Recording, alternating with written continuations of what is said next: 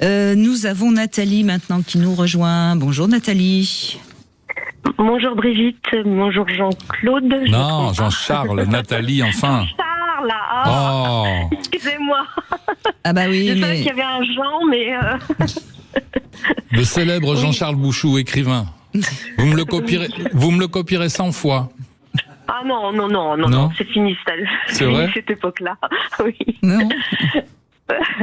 Donc, ça m'a interpellé ce sujet parce que donc moi j'étais plutôt d'une éducation un peu cartésienne. Oui, bien sûr. Ça part pas trop dans les hauteurs. Et enfant, j'ai toujours eu l'impression de ne pas être à ma place. J'ai toujours demandé à ma mère si j'étais désirée, si j'ai adopté, vraiment. J'ai eu des traumatismes dans mon enfance. Il y a des souvenirs qui sont revenus en flash quand j'étais enfant, mais je n'y ai pas prêté attention. Ensuite, donc, j'ai fait mon métier dans le paramédical. J'ai eu des soucis de santé. J'ai été suivie par une kiné et qui m'a dit, mais ça serait bien, je vous adresse très bien chez un kinésio. Que j'ai été voir. Et ça m'a paru très perché comme truc, mais bon, au fur et à mesure de la consultation, il me pose des questions. Et il me dit, vous avez eu des traumatismes dans l'enfance. Donc moi, je parle de décès de mon père à l'âge de 13 ans. Et puis il me dit, non, à 9 ans, il y a eu quelque chose. Et ça m'est revenu, en fait, c'est ma sœur qui m'a pratiquement élevée. Et c'est là où elle est partie faire sa vie de couple. Donc je me suis dit, oups là. Et puis il m'a redit autre chose que in utero, j'avais certainement subi, il y avait de la morbidité. Voilà, je suis repartie avec ça. J'ai travaillé, ça m'a suivi quand même quelques années. Et puis donc suite à des soucis de couple, mais bien 10-15 ans après, j'ai fait une thérapie de couple. Enfin, on a fait une thérapie de couple. J'ai rencontré une thérapeute qui m'a dit, vous avez énormément d'intuition et je pense que vous auriez besoin d'un soin énergétique. Et j'ai fait, parce que je faisais beaucoup de rêves et j'ai fait des interprétations de rêves avec elle. Alors c'est pareil, je me demandais où j'allais. Mais ce qu'elle me disait me paraissait quand même, ça me parlait, quoi. D'accord. Et donc, au soin énergétique, elle m'a envoyé voir une dame qui m'a dit, elle m'a fait mon soin, et elle me dit, est-ce que vous savez si vous avez été désirée ou pas? C'est toujours ce que j'ai ressenti, en fait. Donc, à savoir que ma mère, 59 ans, ma mère m'a eu à plus de 40 ans. Donc, je pense que j'ai toujours été persuadée que je n'étais pas désirée. Et j'ai toujours, j'avais comme une absence tout le temps. Mais toujours sur ma gauche. Enfin bon, bref, et on en est arrivé à la déduction au fur et à mesure du travail. On a fait une régression, pas une régression, mais je sais plus comment on appelle ça. Et des séances de sophrologie en fait. Et vraiment à 3 mois, j'ai ressenti un grand vide et un trou noir autour de moi. C'était terrible. À 3 mois de gestation? Ouais. 2 mois et demi, 3 mois. Ouais. Elle faisait remonter, grand vide, et puis en fait je voulais me laisser mourir. Enfin vraiment c'était vraiment. Et puis après je sais qu'à ma naissance il a fallu me réanimer. Voilà. Et puis donc et depuis que j'ai fait ce travail-là, alors moi je suis hypersensible à savoir, et je savais pas me protéger. Donc là j'ai appris vraiment à je sais pas comment l'exprimer, mais à ressentir. J'ai l'impression que j'ai vraiment une sensibilité particulière.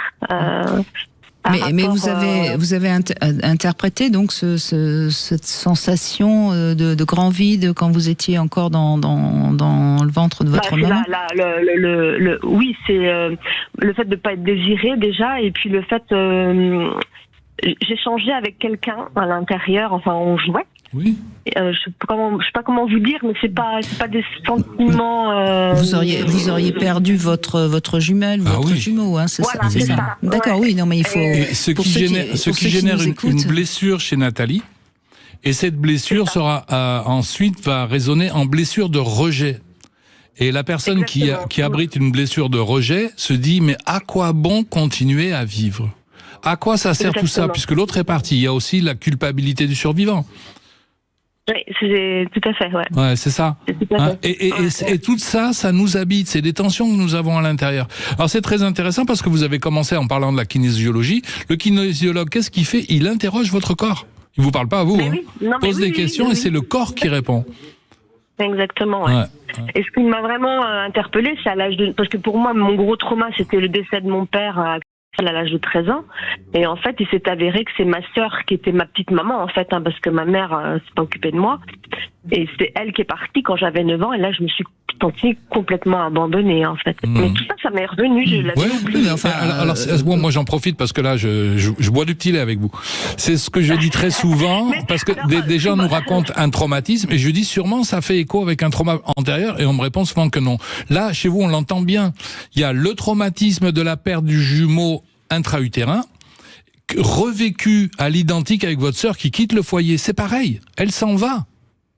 Oui, et vous revivez, et vous avez là une répétition. Et vous auriez très bien pu, je ne sais pas si ça vous est arrivé, adulte, rencontrer un amoureux ou une amoureuse d'ailleurs, et puis une rupture devient la fin du monde.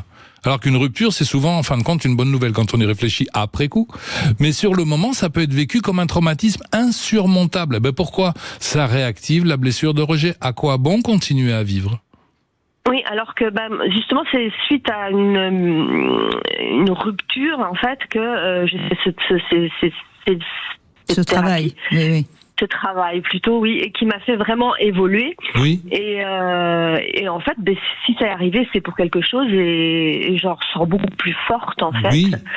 Et il y a aussi donc là les personnes qui m'ont soigné, enfin qui m'a fait le soin énergétique, elle m'a dit mais avec vous c'est incroyable parce qu'elle a dit enfin il y a beaucoup d'énergie et elle a dit ça ne m'étonnerait pas que vous feriez des soins énergétiques à suivre.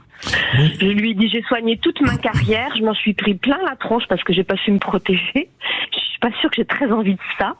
Et finalement, je me dirige, en fait, là, je vais bientôt être à la retraite, et je me dirige vers l'accompagnement soins palliatifs, mais à dose homéopathique, avec une chienne que j'ai recueillie à l'âge de 2 mois, qui avait été attaquée par sa mère. Et qui se révèle très à l'écoute de l'humain, qui va vers les gens quand ils vont pas bien. Enfin bon, c'est rigolo, quoi. Oui, en tout cas, ce qui est intéressant, c'est que vous allez pouvoir, dans votre deuxième choix de métier, si je puis dire, même si c'est pas tout à fait un métier, vous allez pouvoir transmettre quelque chose et ça va vous nourrir et ça va vous faire du bien. Exactement, ouais. Et il y a une autre... alors, je sais pas si ça s'explique. Par rapport aux pierres, je sais pas, la lithothérapie, on en parle un peu. J'étais très intéressée, très attirée par le cristal de roche craquelée, et à chaque fois que je me suis acheté un bracelet en cristal de roche craquelée, au bout de 2 jours, il devient décraquelé. Enfin, il n'y a plus les craquelures dessus. Je sais pas si vous voyez ce que... Ouais. Et donc vous le remettez en forme. C'est ça. C'est bien. Mais moi, ce que j'entends qui m'intéresse beaucoup plus, parce qu'on est sur ma partie, je ramène un petit peu la couverture à moi, c'est vous êtes dans une sublimation. Et ça, c'est magnifique. J'ai perdu ma jumelle, traumatisme, une blessure de rejet. Je perds ma sœur. Alors, vous ne la perdez pas, mais elle s'en va. Donc, vous le vivez comme ça. Traumatisme qui réveille le rejet. Vous avez un amoureux qui s'en va, traumatisme qui rappelle la blessure de rejet. Et aujourd'hui, vous dites, je veux faire de l'accompagnement de fin de vie, c'est-à-dire avec des gens qui justement vont partir. Et vous allez revivre en boucle cette scène-là, mais cette fois-ci, c'est pour les accompagner et leur dire, j'imagine, bonne route, ou leur faciliter le passage. Et là, on n'est plus dans la souffrance qui se répète, mais au contraire dans la sublimation d'une blessure qui nous a habités. Suis-je clair ? Très clair. Oui, tout à fait. Ouais. Mais c'est magnifique, la boucle est bouclée.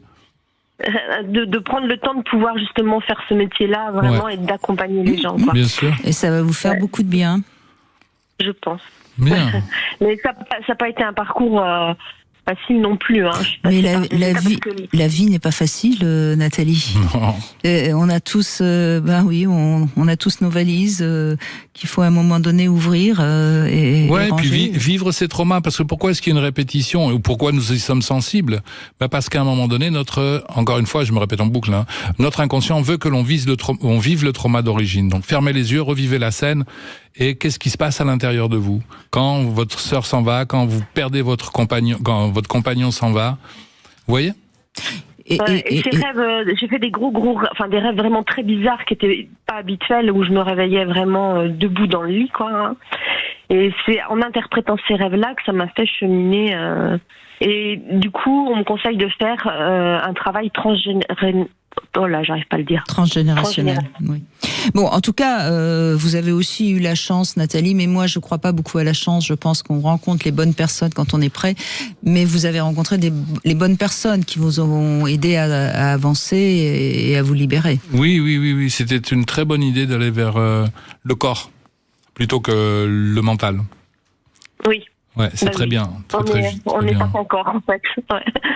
Et oui. Okay. Mais moi, je l'aborde sous tous ces angles, dans mon livre, Ces traumas qui nous habitent, qui nous possèdent, pardon. Il faudrait que je me rappelle du titre de mon livre. Ces traumas qui nous possèdent. Parce que je rencontre encore une fois d'abord des psychiatres et des médecins qui eux, sont dans la matière. Qui sont des cartésiens, des purs cartésiens. Ensuite, des psychologues qui sont dans le psychisme. Et puis après, je rencontre des religieux et des chamans qui, eux, travaillent sur l'énergétique. Et on a des réponses qui sont différentes, mais qui se ressemblent tellement. Comme si on voulait dire la même chose, mais dans une langue différente. Bon, je suis tout à fait d'accord. Ouais. Oui, et puis encore une fois, vous ne cessez de le répéter, Jean-Charles Bouchou, il faut ressentir.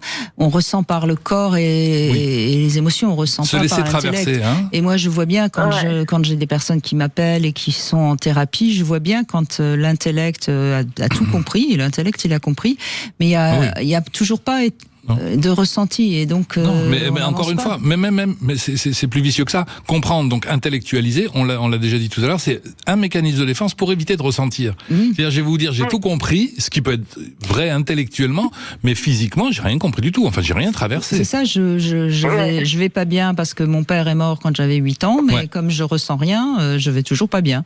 Mais par contre, je sais pourquoi je vais pas bien. Et alors? Quant au fait d'avoir été désiré, je crois qu'à un moment donné, il faut vraiment passer au-delà de ça. Vous êtes en vie, vous avez choisi de vivre. Oui, ok. oui, maintenant je suis Désiré, pas désiré, on s'en fiche. Ils avaient qu'à mettre des capotes, faire leur job. Non, mais c'est vrai. Vous êtes vivante parce que vous avez choisi la vie. Oui, c'est exactement le discours que j'ai eu de l'énergéticienne, justement. Bon. Eh ben, c'est une très bonne énergéticienne, elle a fait un bon boulot. Ça fait plaisir de voir qu'il y a des gens qui font du bon boulot. Merci beaucoup Nathalie de votre témoignage très positif. Merci également. Ça fait du bien d'entendre des témoignages positifs finalement sur un sujet qui a priori... Oui, c'est passionnant. Finalement, ils sont pas trop partis... nos auditeurs, ça reste quand même écoutable, même pour des gens très rationnels. Je plaisante évidemment. Dans un instant, c'est Bella qui nous rejoint, qui va nous parler de ses ressentis familiaux.